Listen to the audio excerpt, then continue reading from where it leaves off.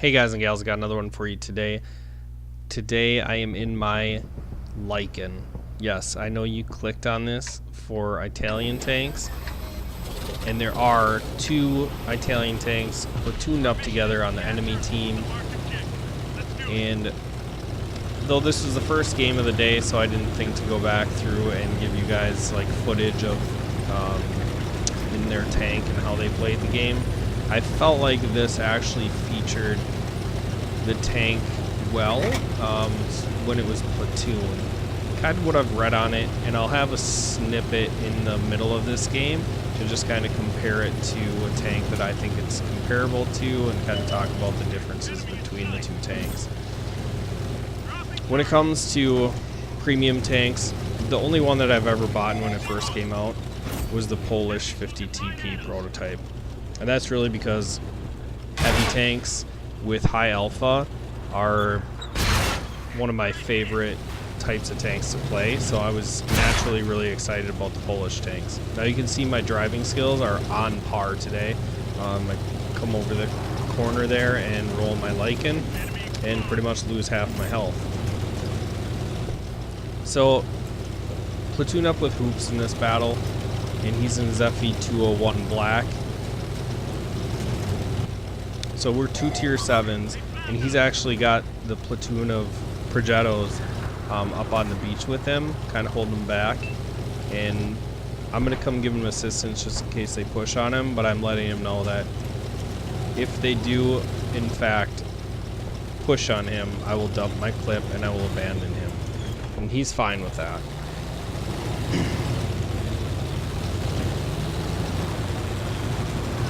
And honestly, our team's doing work in the middle and the southern part of the map. I mean, can you say they're doing work in the southern part? It looks like they're starting to make a flank towards the southern part of the map. But anyways, if Hoops and I can hold back the two tier 8s on their team, then our team should be in good business.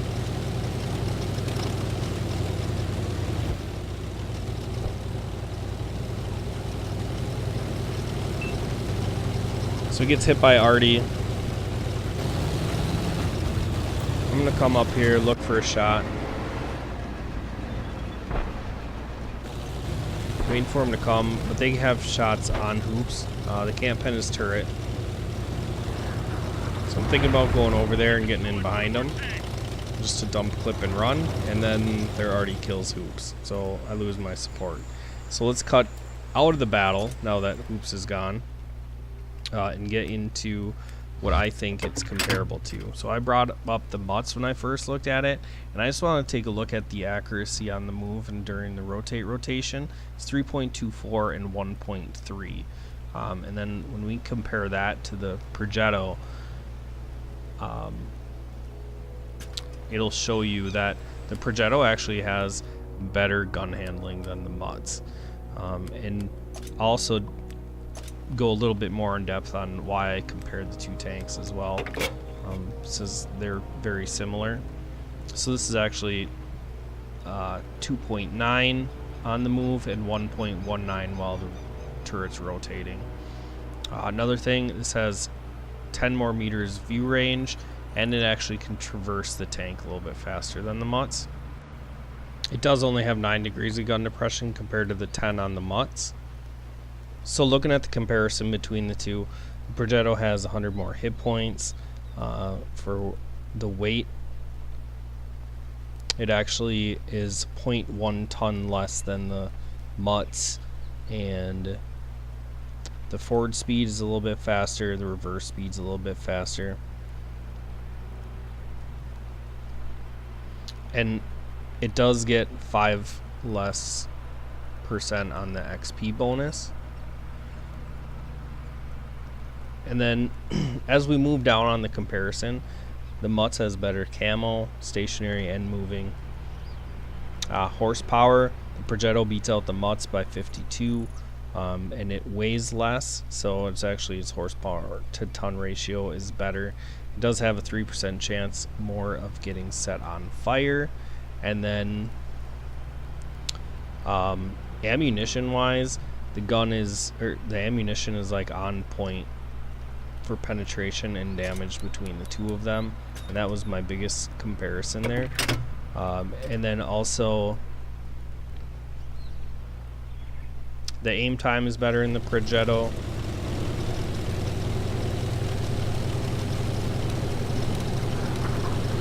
And that'll really wrap up the comparison between the two. So getting back into this game. So since Hoops is dead, I want to get the south pushed out. I figure we have a lot of tanks concentrated in the middle. If we lose the south, I know the two Progettos are going to be pushing into the side of my team. So if I can take care of the other side, we should have a pretty good shot at this game.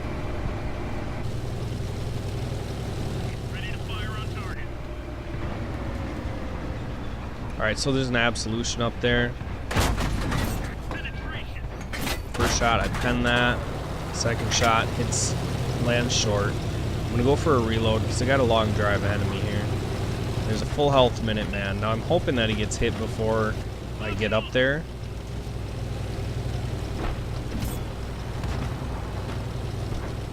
There he takes a huge hit. I know I can easily clip him out at this point. So we're just up 5 tanks, and now you can see the Progettos are starting to push in. They found our artillery, and they've got it within 2 now. Get a shot into the Minuteman, and then missed my second shot, land the third shot.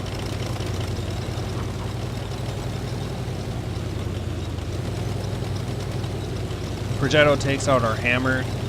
Your 4043 takes out the Nashorn, and then the Progettos proceed to take out 2 more tanks. So you can see how quickly of an impact they make.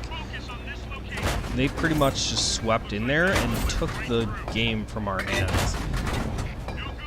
So I got the side of a prototype, and he gets his armor turned around. But we're not out of this. We do lose our Progetto to their arty.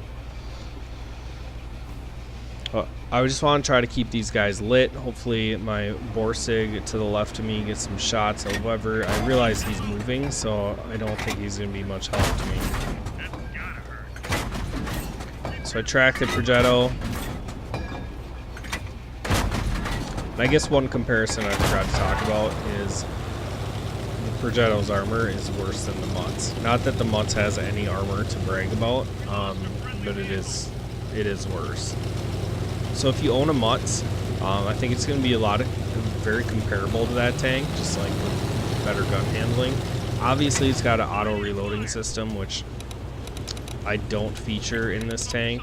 The only way I would say it's featured in this tank is just how quickly they dismantled our team when they got in behind them. So I'm hoping I can get my Borsig to come back to me. There's really no point in him chasing my medium tank. Either A, my medium tank's going to kill Artie and get out of there, or B, my medium tank's going to die, and then it's just going to be Borsig left in the middle of the desert by himself. When he could utilize me as his eyes, we could set up and potentially take this game down. And the medium tank dies. Doesn't even kill both Arties. And you can hear me hitting my auto lock, and that's really just to see if any of their tank gets spotted, my auto lock will lock onto them, and then I'll know that I can stop and aim to shoot at them. I don't really want to go on cap and let them know where I'm at, but I do want to get behind him, hopefully before my Borsig dies, and I fail. Alright, so at this point, I really don't care about Artie. I kind of want to set up distance to where I can get shots into him. So now that the game has progressed this far, I kind of look back, and I think that maybe getting on the 0 line to ambush the Progettos while they flank my team was probably the better bet than heading south. Yeah, I did help spot a Minuteman and an Absolution, got them potentially killed, but I don't know that they were a bigger threat than the Progettos looking back on it. Now, if you don't know how the auto reloader system works. For each shell you shoot, and it has a 3-pack auto reloading system, the longer it takes for your clip to reload. So if you shoot 1 shell, it takes 10.6 base to reload that first shell. If you shoot 2 shells, it'll take both shells 11.6 to reload, and then if you shoot 3, it'll take 14.6 per shell to reload. So you kind of get punished for shooting more shells, but that's kind of the gist on it. Obviously that can get boosted up with equipment and skills. Now I try to get the base spotted, and unfortunately that was just too far away, and as I come over I get spotted by the Easy 8, and I miss his turret, bounce off his turret, and throw one more shell, and I realize that this game just probably isn't going to go in my favor. So unfortunately I have to relocate, but they do decide to get off, so I feel like I have an opportunity now if I can get distance in between them. I'll just kind of try to stay in the low ground here. I realize I'm not in the low ground, so now at this point I'm throwing shells, and it's not going to be the Progettos take me down. So I feel like this is kind of a cheap video to show you guys, since I didn't actually have Italian gameplay. So I'm gonna have another video for you. If you want to check that out, it is a sweet game on Lakeville, so just go ahead and click on the link there. We'll take a look at the end game. So the two of them got 9 kills, like 4,400 damage, and you see how quickly they got those kills. That's really all I got for you guys. Make sure you like, share, subscribe. I'll catch you in the next video.